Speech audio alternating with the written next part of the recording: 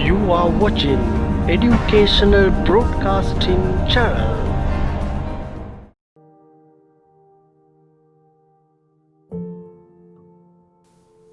අයිබෝන් හොඳයි 10 වසර ශ්‍රේණියට අදාළ ව්‍යාපාරයක් ගෙනුම් කරන අධ්‍යයන පාඩම් මාලාවේ ගෙනුම් කරන කොටසේ මම පුතාලට පාඩම් කිහිපයක් කියලා දුන්නා. අද මම කියලා දෙනවා ගෙනුම් ජර්නලය. මොකද ගෙනුම් ජර්නලය කියන්නේ මොකද්ද? ව්‍යාපාරයක් නැවත විකිණීමේ පරමාර්ථයෙන් ණයටගත් භාණ්ඩ පිළිබඳව සටහන් කරන මූලික උපයෝගී පොත තමයි ගැනුම් ජර්නලය කියලා අපි කියන්නේ. හරි? ව්‍යාපාරයක් නැවත විකිණීමේ පරමාර්ථයෙන් ණයටගත් භාණ්ඩ පිළිබඳව සටහන් තබන මූලික උපයෝගී පොත තමයි ගැනුම් ජර්නලය කියලා කියන්නේ. මේකට අපි කියනවා දෛනික ගැනුම් පොත කියලා. හරිද? දැන් මෙතන මම කිව්වා කරුණු දෙකක් වැදගත් වෙනවා. එකක් තමයි නැවත විකිණීමේ පරමාර්ථය තියෙන්න ඕනේ. අනික තමයි ණයට ගැනීම තියෙන්න ඕනේ. දැන් නැවත විකිණීමේ පරමාර්ථය කියලාම අදහස් කරේ සාමාන්‍යයෙන් ව්‍යාපාරයක ස්ථාවර වත්කම් උනත් ණයට ගන්න පුළුවන්. අන්න ඒවා මේ ගැනුම් ජර්නලයේ සටහන් කරන්නේ නැහැ.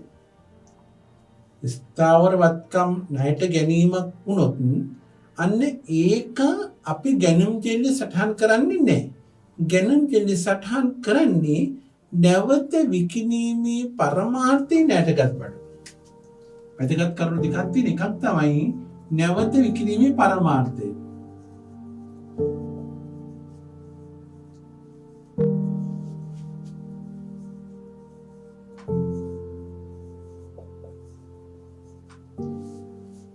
වැදගත්ම දේ නැවත විකිණීමේ පරමාර්ථය අනික තමයි ණයට ගැනීම.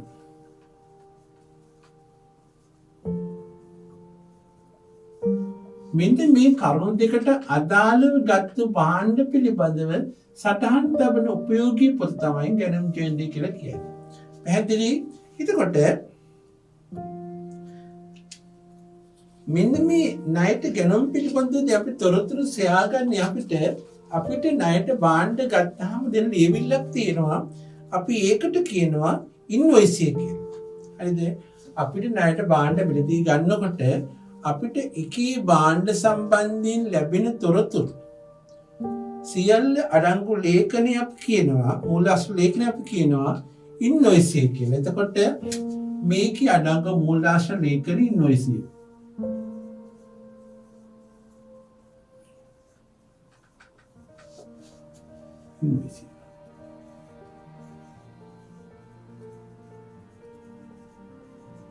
හරිද? මේ ඉන්වොයිස් හරහා ලැබෙන තොරතුරු තමයි අපි ගෙනියන්නේ ගැනුම් ජර්නල් එකට. දැන් ඉන්වොයිස් එක ගත්තොත් එහෙම දැන් පුතා අපි ඉන්වොයිස් එක ස්ථාන කරගමු ඉස්සෙල්ලා තේරුම් ගමු. දැන් ඊතර මේක පැහැදිලිනේ. නැවත විකිණීමේ පරමාර්ථයෙන් ගත්තු භාණ්ඩ පිළිබඳව සටහන් තබන මූලික පොත තමයි ගැනුම් ජර්නලය කියලා කියන්නේ.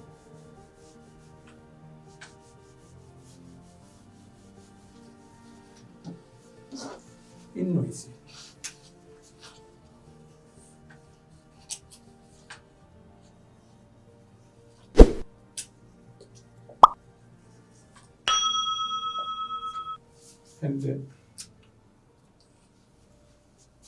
ඔන්න ඉන්වොයිස් එක සටහන් වෙනවා ඉස්සෙල්ලා කාටද කොහෙන්ද දෙන්නේ කියලා.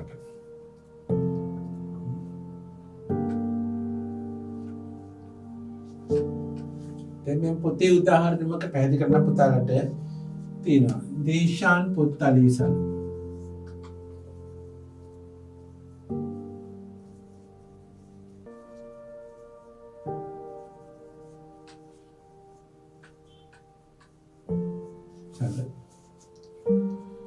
ඊට පස්සේ ඇඩ්‍රස් එක මෙතන. මහවීදිය දෙහිවල.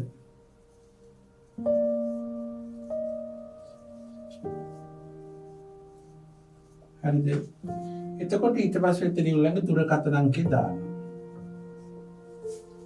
ඊට පස්සේ මෙතන සටහන් කරනවා ලබන්නේ කවුද? කාටද ඉදිරිපත් කරන්නේ? කළමනාකරු දානවා කාටද? පොත්හල මහරජා. ඊට පස්සේ දානවා පොත්වල තොරතුරු. දැන් අපි ඉල්ලපු භාණ්ඩේ පිළ තොරතුරු තියෙනවා. අපි ඒ තොරතුරු එකත් කරනවා මේකේ.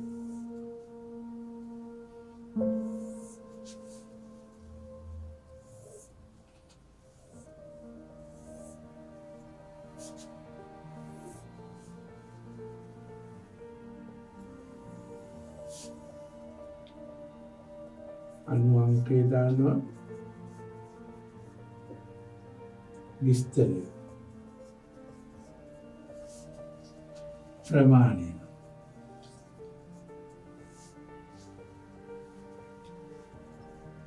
ඒක ප්‍රමිල වටිනාකම.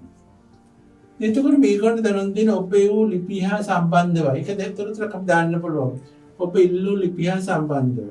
විස්තර මොනවාද? දැන් මේකේ තියෙන චිත්‍රපොත්. කොච්චරද? 40ක්. එකක් කීයද?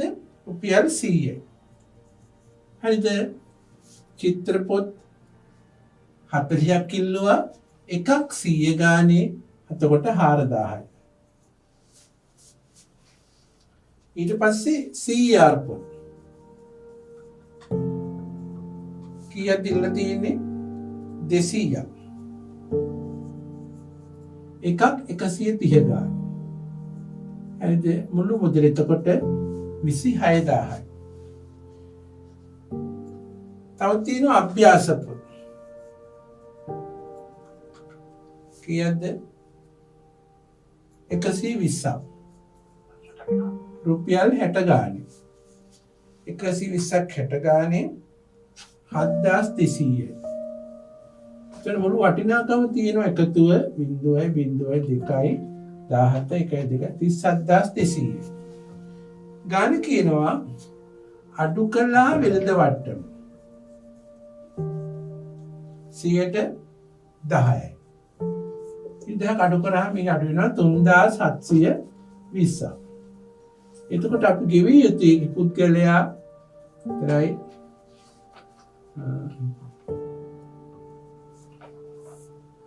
33480. හරිද? ඊට පස්සේ අටින් අපි සටහන දානවා. ඒකලේ කොන්දේසි මුකුත් තියෙනවා නම් අපි මෙතන සටහන් කරන කොන්දේසි මොනවද? චෙක් පත්‍රයෙන් ගෙවිය යුතුයි. කොන්දේ දාන්න පුළුවන්. දින මෙච්චරකදී ගෙවිය යුතුයි. අපිට දන්නවා. දීලා මෙතනින් අපි අසං කරනවා කළමනාකරු. මෙන්න මේක තමයි ඉන්වොයිස් එක කියලා. මේක වටේ අපි උලක් ගහලා තියෙනවා. මේක තමයි ඉන්වොයිස් එක කියන්නේ. තේරුණාද? ඉන්වොයිස් ආකෘතිය මෙහෙට එන්නේ. ආයතනය කාටද යවන්නේ? මෙන්න විස්තර.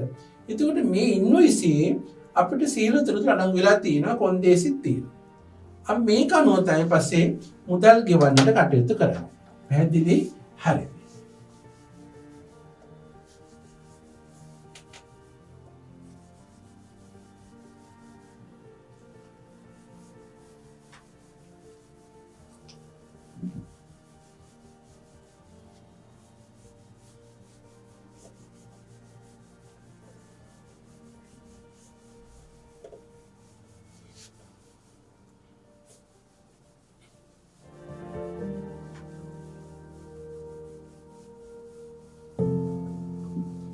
ඊළඟට දැන් මේ ඉන්වොයිස් වල තොරතුරු අනුව තමයි අපි ගැනුම් ජර්නල් සටහන් කරන්නේ.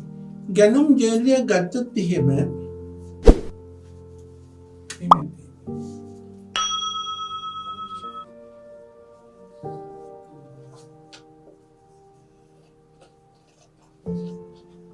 ගැනුම් ජර්නල්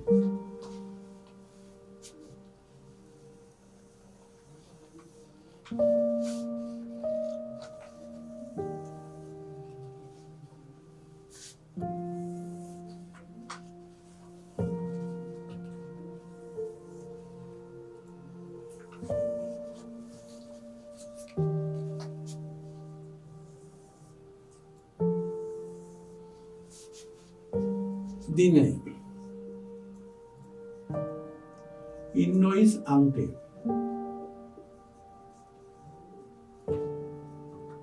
සැපයුම් කරු.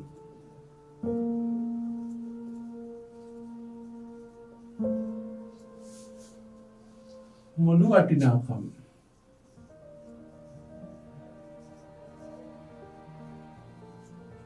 ලිජර් පිටු අංකය.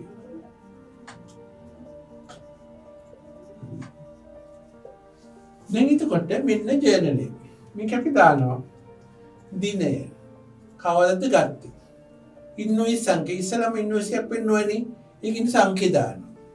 සැපයුම් කරු කවුද අපිට භාණ්ඩ සැපයුවේ? අපි දන්නේ ඒ අපිට අවසානයේ තිත වටිනාකම් පමණයි. ඊට පස්සේ එකී සැපයුම් කොට අපි ලෙජර් පිටුවක් පින් කරලා තියෙනවා. හරිද? ඒක. දැන් මේක උදාහරණයක් දෙන්න බලමු තියෙන හැටි. ලිපිජාවේ මිලටගේ නැවත කිරීම සිදු කරන ලිහිණිගේ ව්‍යාපාරයේ තොරතුරු පහත දැක්වේ. 2020 ඉන්වොයිස් අංක 115 යටතේ නාමල් කිරි මිලදීගත් භාණ්ඩවල ඉන්වොයිස් සුද්ධ වටිනාකම රුපියල් 22000යි. අපි දාමු මේක. දිනේ 2020 ඉන්වොයිස් අංකය දීලා තියෙනවා 115. සැපයුම් කරු කවුද? නාමල්. මුළු වටිනාකම කීයද? රුපියල් 22000යි.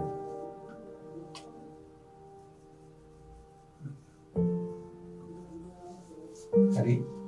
ඊළඟ එක්කෙනා 3.10 ඉන්වොයිස් අංක 65.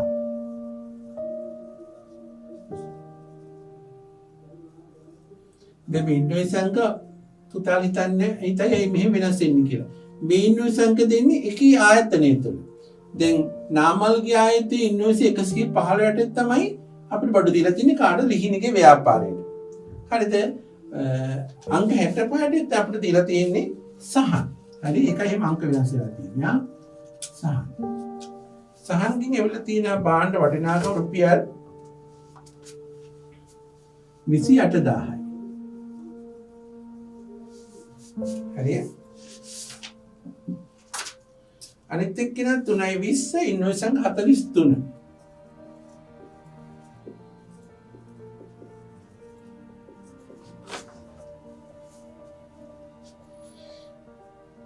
පූර්ණිමාගේ ව්‍යාපාරය.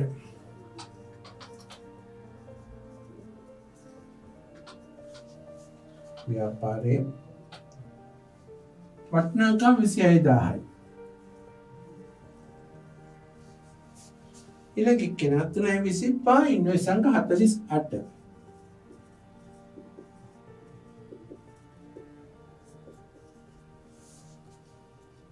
ඒත් පූර්ණිමාගේ ව්‍යාපාරය.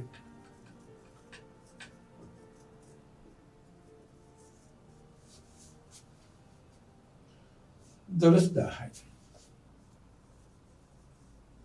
හරිද? දැන් ඒ මාර්තු මාසෙ තුල ගත්ත වටිනාකම මේ. එතකොට මුළු වටිනාකම තියෙන එකතුව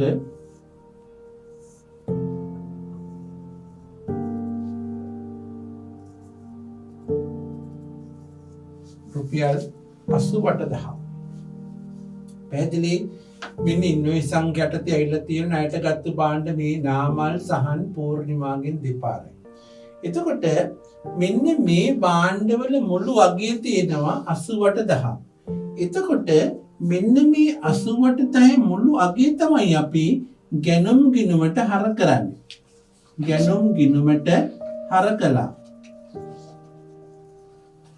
අපි තනි පුද්ගලට නෙමෙයි දාන්නේ මුළු පුද්ගල සියල්ලම එකතු තමයි අපි ගැනුම් ගිණුමට හර කරන්නේ. පැහැදිලි? දැන් එතකොට මේක තමයි ගැනුම් ජර්නල්.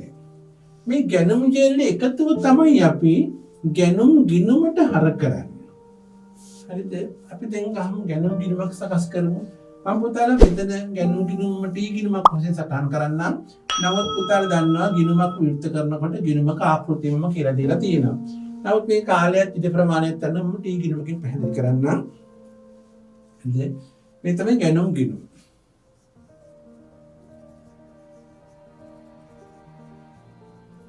හරිද? මම ටී ගිණුමක් මෙහෙම වෙන් කරාට පුතාලා වෙන් කරනකොට දිනය, විස්තරය, සංගල පිටුව, මුදල මේ සියල්ල ඇතුළත් කරලා තමයි ගිණුම සටහන් කරන්න ඕනේ. හරි. අපි ගිණුම් ගිණුමට හර කරන්නේ මෙන්න මේ මුළු එකතුව. අපි එකතුව දාන්නේ මාසේ අන්තිම දිනේට. 2020 මාර්තු 31 අවසන් වෙන නිසා අපි දානවා 2020 අපි මෙතන දාන්නේ ණය හිමියෝ කියලා. ණය හිමියෝ නැත්නම් අපි දාන්නේ විවිධ ණය හිමියෝ. එහෙම දාලා අපි මුළු එකතුව දාන ගැනුම් ගිණුමට 88000ක් කියලා. එතකොට ගැනුම් ගිණුමේ අනිකුත් ගැනුම් සටහනක් තියෙනවා. අත්පිට මුදලට ගත්තේවත් මේ ගිණුමේ තියෙනවා. අපි මෙතනදී ණයට ගත්ත මුළු ප්‍රමාණයට පමණයි මෙතන එකතුට දාන්නේ. හරි? පැහැදිලි? ඊට පස්සේ අපි කරන්නේ මේ එක් පුද්ගලයාට ගිණුම් විවෘත කරනවා. හරිද? අපි බලමු නාමල් කියලා. හරි. පුතාලි විවෘත කරනකොට ගිණුම් විවෘත කරන්න ඕනේ හරි ගිණුම් ආකෘතියට අනුකූලව. මම ගිණුම් ආකෘතිය ලියලා දීලා පැහැදිලි කරලා තියෙනවා. හරි? ඔන්න නාමල්. අපි පුතා පුද්ගල ගිණුම් දානකොට අපි දාන්නේ නම නැත්නම් නාමල් ගිණුම කිව්වත් කමක් නැහැ. නම විතරක් දැම්මත් ඇති. නාමල්ගේ ගිණුම කියලා අපි දාන්නේ නැහැ. හරිද? එතකොට අපි දානවා නාමල්ගෙන් භාණ්ඩ ගත්තනේ. හරි? නාමල්ගෙන් තමයි භාණ්ඩ ගත්තේ. එතකොට අපි ගැනුම් ගිණුමට හර වුණා. මේ 88000 තුල 22000 තියෙනවා. හරිද? අපි නාමල්ට බැර කරනවා 3:1ට. 2020 3:1 ගැනුම් අගේ කීයද 22000යි. හරි? right. ඊට පස්සේ ගන්නවා සහන්. ගිණුමක් අපි විවෘත කරනවා සහන්ට ගිණුමක් විවෘත කරනවා සහන්. එයාගෙත් ඒ බැර කරනවා කවද්ද දිනේ 3:10 නේද? ඔව්. 2020 3:10 ඒකත් ගැනුම් එයාගේ අගය 28000යි. හරිද? ඊළඟට පූර්ණිමා.